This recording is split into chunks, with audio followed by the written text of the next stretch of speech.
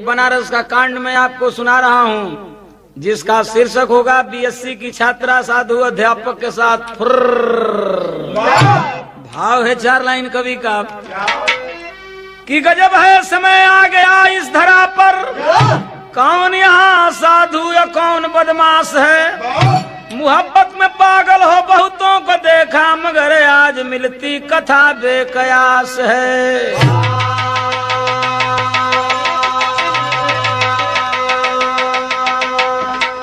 कि वाल्मीकि चोर और सूरदास आनर, व्यभिचारी अव्वल कहा तुलसीदास है।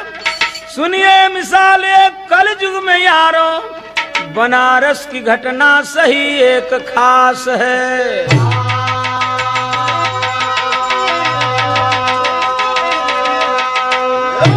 तर्ज वही बाए धरती के देख के एक लाइन लिख ले हुन कवि अताउल्ला खां का तर्ज बा कौन बा मास्टर।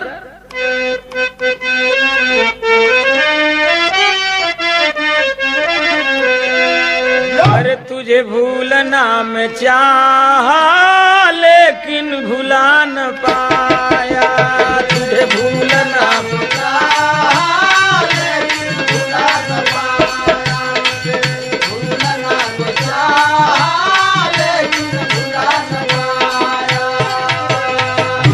अब 20वीं सदी में भारत चला गया है, अब 20वीं सदी में भारत चला गया है, अब 20वीं सदी में भारत चला गया है।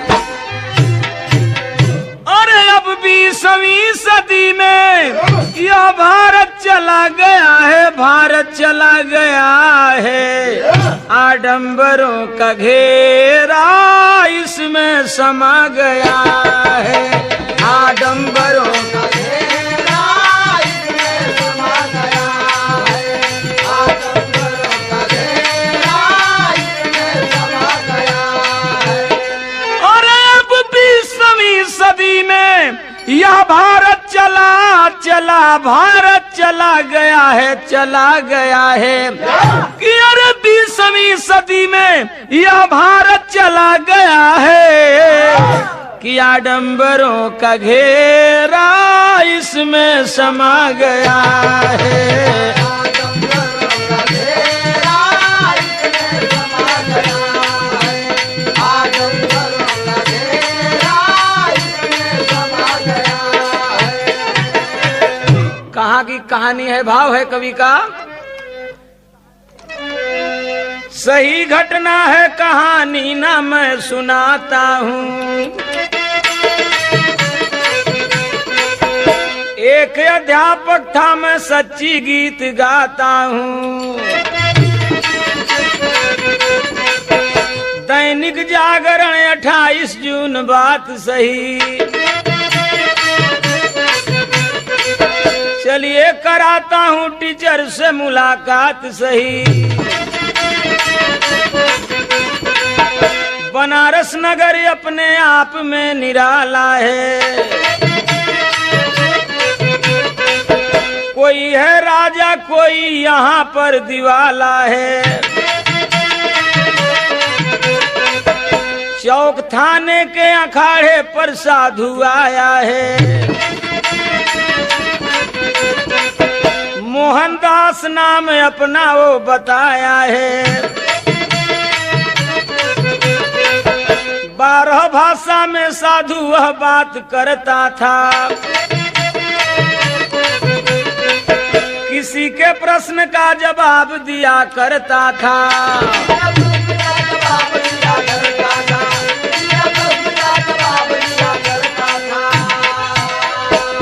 28 जून को दैनिक जागरण पत्रिका में अखबार में यह बात निकली हुई थी कि बनारस में एक बड़ा खूबसूरत साधु आया, 25-26 वर्ष का, और लोग चाहे जिस भाषा में कहते थे उस भाषा में वह बात किया करता था।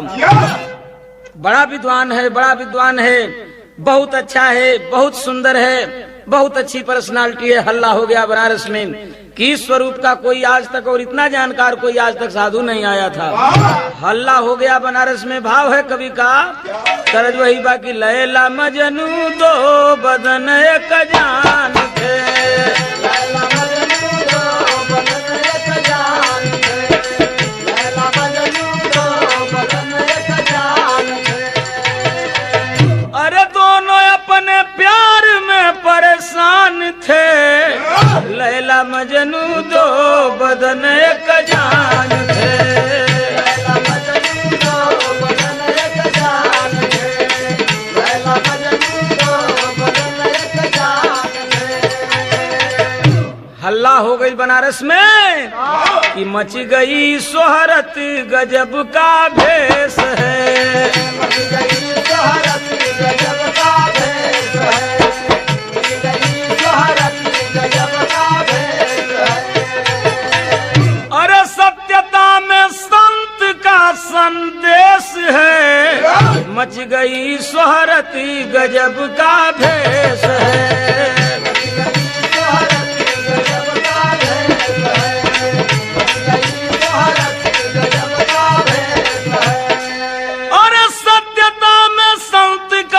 संदेश है,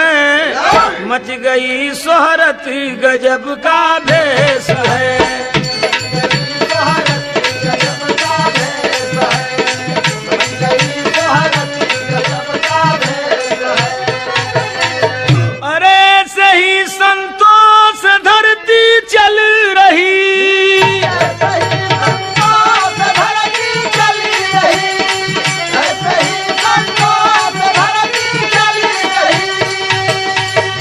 जिनकी ज्योति विश्व भर में जल रही,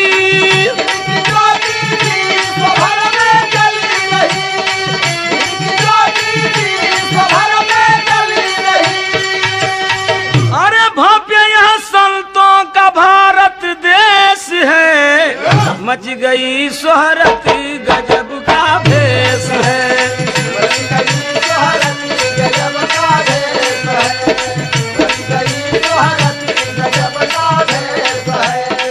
ऐसे ही संतों से धरती चल रही,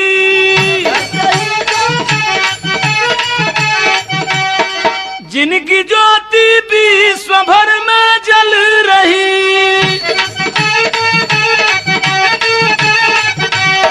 भव्य यह संतों का भारत देश है, मच गई शोहरत गजब का भेष है।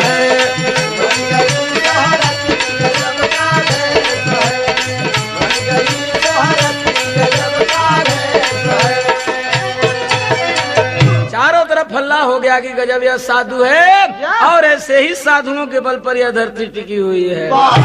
लेकिन वो समय का भाव बा तरजू है बा कि दोनों पनिया के जाली, अरे जुगुल जोड़ी दोनों पनिया के जाली।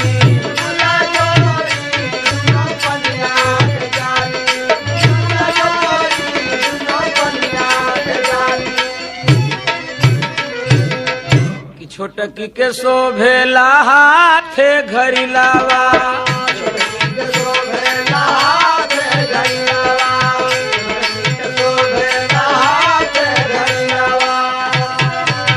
और मोरंगी के शोभे रसम डोरी दोनों पनिया के जाली।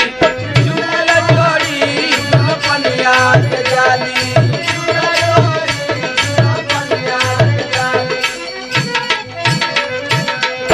लेकिन कहना बगाना के अंदर कि अइले काशी में बाबा, गजब भइले अइले काशी में बाबा।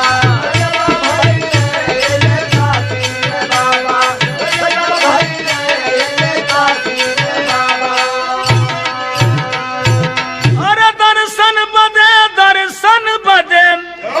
दर्शन बदे लोग जुट गइले अइले काशी में बाबा। अरे गजब भइले अइले काशी में बाबा, गजब भइले अइले काशी में बाबा।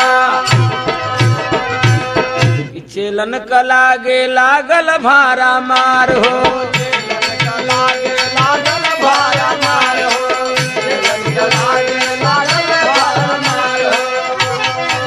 और भैली पढ़ाई का शुरू कारबार हो।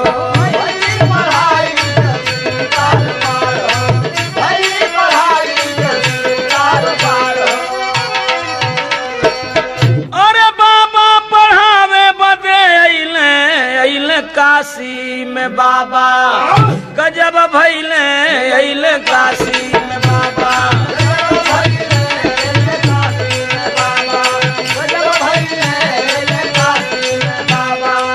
और गजब भइले हो गजब भइले अइले काशी में बाबा। गजब भइले अइले काशी में बाबा।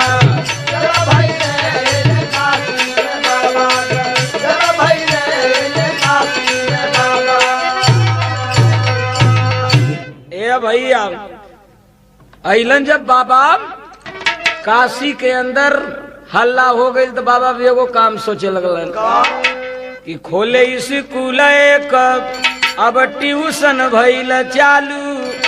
ज्ञानी साधु बाबा इनकर महिमाया पार बा।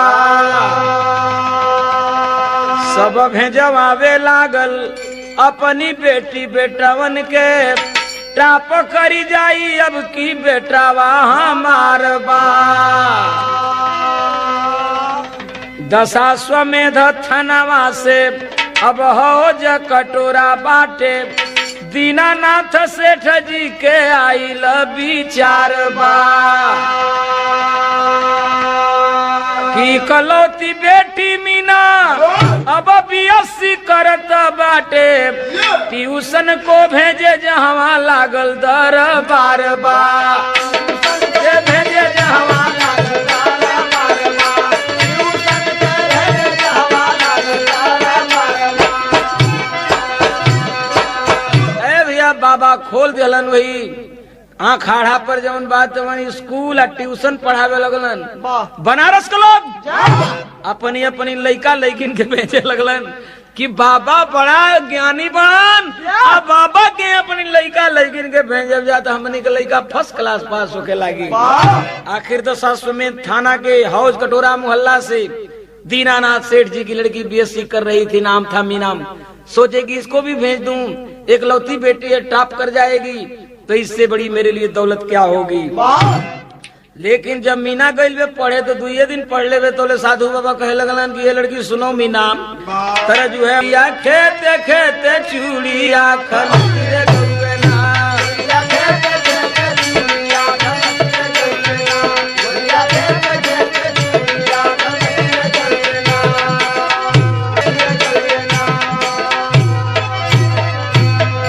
लेकिन बोले मोहनदास मीना तोहके का पढ़ाई मोर मराई गईली ना। मोर मराई गईली ना तोहके देखी हमारी मतिया मराई गईली ना।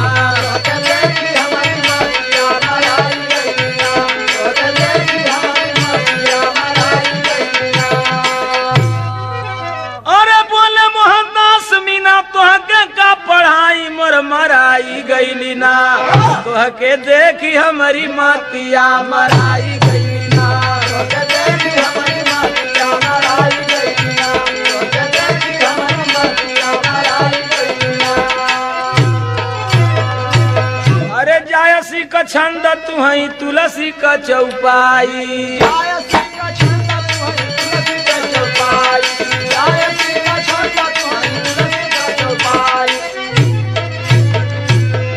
गाली बकसायरी त गईली भुलाई। गाली बकसायरी त गईली भुलाई। गाली बकसायरी त गईली भुलाई।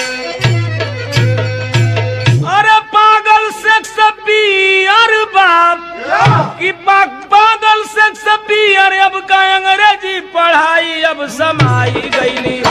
अब समाई गईली तोहरी शीशायस सुरतिया समाई गईली ना। तोहरी शीशायस सुरतिया समाई गईली ना। तोहरी शीशायस सुरतिया समाई गईली ना। कल जरे गीताम तुम जायसी की छंद हो, तुलसी की चौपाई हो, गालिब की शायरी हो और शेक्सपियर की इंग्लिश की पोएट्री हो। कहलस मीना जे सुना कि बोली मीना बाबा आप हुआ पुजारी।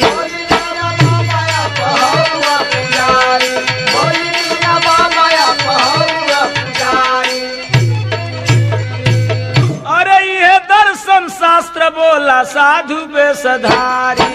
ये दर्शन शास्त्र मूरतिया साधु के सधारी। अरे बिनु मेहरारू के नाही केहू कुछ उपाई, अब समाई गईली, अरे समाई गईली तोहरी मोहनी मूरतिया समाई गईली ना, तोहरी मोहनी मूरतिया समाई गईली ना, तोहरी मोहनी मूरतिया समाई गईली ना। अरे बिनु मेहरारू के नाही केहू कुछ उपाई, अब समाई गईली, अरे समाई गईली तोहरी मोहनी मूरतिया समाई गईली ना, तोहरी मोहनी मूरतिया समाई गईली ना, तोहरी मोहनी मूरतिया समाई गईली ना। कल जरे बाबा पुजारी हुआ, दारी रख ले हुआ, झोंटा रख ले हुआ, 12 ठे भाषा जानत हुआ का कह दो। कल जे ये दर्शन शास्त्र है, आजौले मेहरारू ना रहेले तौले देश में धरती पर केहू के कुछ मिलेला नहीं। यही खातिर ये देश से बेमेहरारू का मर्द के नाम हुए के चाहिए, आ बेमर्द का मेहरारू के नाम हुए के चाहिए। तो तुम्हारा खातिर हम मर्द बनी, हमारा खातिर तू मेहरारू बड़ू। अब का कहलस की जानी जाई लोग मारी तो हके मेहनवा, जानी जाई लोग मारी तोहर के मेहनवा, जानी जाई लोग मारी तोहर के मेहनवा। अब बोला मोहनदास छोड़ा का कही जमनवा, बोला मोहनदास छोड़ा का कही जमनवा, बोला मोहनदास छोड़ा का कही जमनवा। राजा मोरे दिल में समा जा हम तोहरे लिए, आजा मोरे राजा मोरे दिल में समा जा हम तोहरे लिए, आजा मोरे राजा मोरे दिल में समा जा हम तोहरे लिए। कि लाखों लाख रुपया का लागल बाजार बा, लाखों लाख रुपया का लागल बाजार बा, लाखों लाख रुपया का लागल बाजार बा।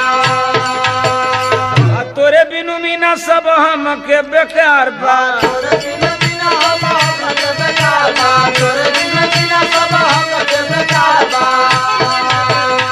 अरे नहीं तो निकल जाई हमारे जनाजा हम तोहरे लिए, नहीं तो निकल जाई हमारे जनाजा हम तोहरे लिए, नहीं तो निकल जाई हमारे जनाजा हम तोहरे लिए, नहीं तो निकल जाई हमारे जनाजा हम तोहरे लिए।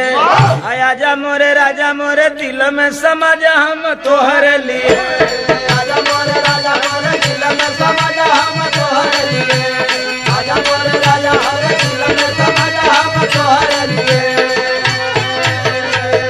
अरे भैया यही बात चल रही थी, लेकिन कवि ने भाव दिया है तर्जबा। अरे न समझो कि हम पी गए पीते पीते,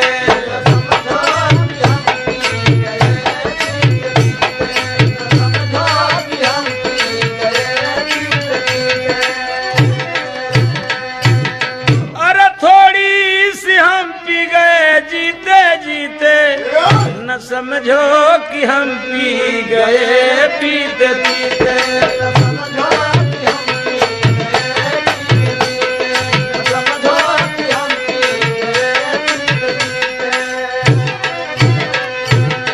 अरे जवानी में दोनों दीवाने चले हैं,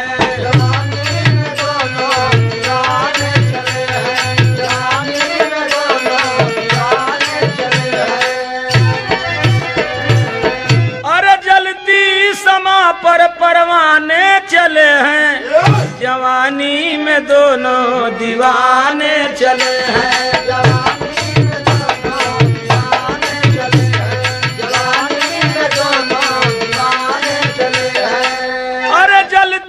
समा पर परवाने चले हैं, जवानी में दोनों दीवाने चले हैं।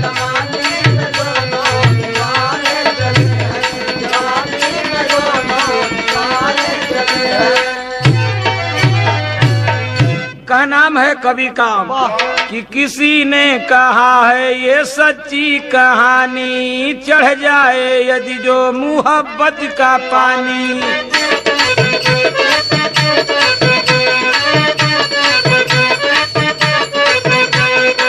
अरे दिल बा दीवार पर तका हुई है रानी, नौकर पर दीवाना हो जाली रानी।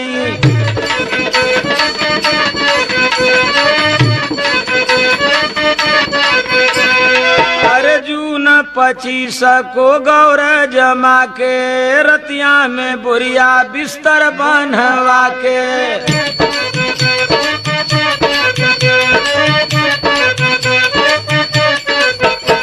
अरे साधु के संग भागी मीना कुमारी, अरे हल्ला बनारस शहर में बाभारी। हल्ला बनारस शहर में बाभारी, हल्ला बनारस शहर में बाभारी। अरे वे अपने घर को बसाने चले हैं, जवानी में दोनों दीवाने चले हैं।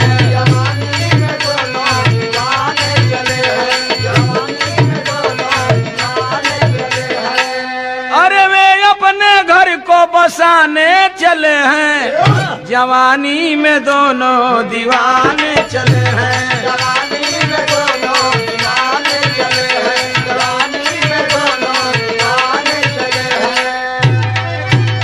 लेकिन टेरी में भाव कवि ने दिया है, अरे देखे में सुंदर दाढ़ी उनकी, ऐसे मजा उड़ाते जग में टीकाधारी। अरे इकलौती बेटी का ऐसा प्यार यार ये भारत में, आ कैसे हो धरती का उद्धार यार ये भारत में। कैसे हो धरती का उद्धार यार ये भारत में, कैसे हो धरती का उद्धार यार ये भारत में। अब आप भेजे बिटिया को करे के पढ़ाई, अब बेटी अध्यापक से नजरिया लड़ाई। अध्यापक से नजरिया लड़ाई, अध्यापक से नजरिया लड़ाई। अरे महिमा बा संतन का लच्छेदार यार ये भारत में, उन्हों के चाहत बा साली सार यार ये भारत में। उन्हों के चाहत बा साली सार यार ये भारत में, उन्हों के चाहत बा साली सार यार ये भारत में। अरे के करा पर आखिर विश्वास कइल जाई, आ सब लोग बनी गईले आज धोखेबाज। आज करा के संत शिरोमणि समझला, अरे वह बिगाड़ चले आज का समाज। अब दीनानाथ बाबू जब पवल खबरिया, अब लिखल दरोगा जी रिपोर्ट अनदाज। अब मिलल है बनारस में दोनों जुगल जोड़िया, अब पड़ल बा पीटा हट नहीं आवत बाटे लाज। आज बनारस के अंदर दोनों पकड़ लिए गए, दरोगा पकड़ लिया, कहीं फरार नहीं हो पाए थे, गाड़ी न कहीं पकड़ पाए थे, दरोगा पकड़ के और उस साधु को किया क्या कि सब दाढ़ी उनकर छिलवा के, अरे उज्जर गधा पर बैठा के घुमवावे उनके सहरिया दरोगा उनके। उनके सहरिया दरोगा उनके, उनके सहरिया दरोगा उनके। ए धरती का लोग का कैले तोहसे ही है आशा, मोहन का सब ज्ञान भुलाइल भूलल 12 भाषा। हाथ पड़ली हथ कड़िया दरोगा उनके, हाथ पड़ली हथ कड़िया दरोगा उनके, हाथ पड़ली हथ कड़िया दरोगा। हाँ दरोगा उनके हो, हाँ दरोगा उनके हो, दरोगा उनके हो, दरोगा उनके। हाथ पड़ली हथ कड़िया दरोगा उनके, हाथ पड़ली हथ कड़िया दरोगा उनके। आखिर दरोगा जी बुलवाए उस मोहनदास को और उज्जर गदहा पर एकदम दाढ़ी झोंटा छिलवा के बैठा के घूमोलन जे यही 12 भाषा का जानकार साधु है। तो साथियों का नाम है कि मीना गिरली बाबू के अब चरण आज भराई। लड़की जाकर अपने बाप के पांव पर गिरती है, क्षमा कर दो बाबू जवानी में पांव फिसल गया था। कि मीना गिरली बाबू के अब चरण आज भराई, माफ करा बाबू गलती के रोवे आस बहाई। थर थर कांपले गतरिया दरोगा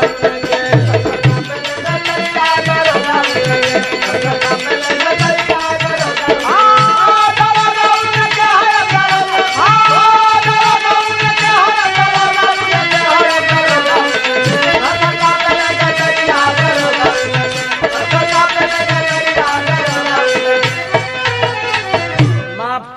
बाबूजी जो गलती हुई है, आखिर एक लौती बेटी थी, क्या करे बाप, स्वीकार कर लिया। लेकिन ऐसे ऐसे साधुओं के लिए कहना है कि रे साधु संतों, अगर नहीं समझ में आएगी तेरी बात तो फिर भूखों मरना पड़ेगा इस धरती पर। कि ऐसे ऐसे धरती पर हुए हैं जब अत्याचारी, उठ जाई विश्वास तो संतो दे बदाचारी। सुन लो टीका धरिया दरोगा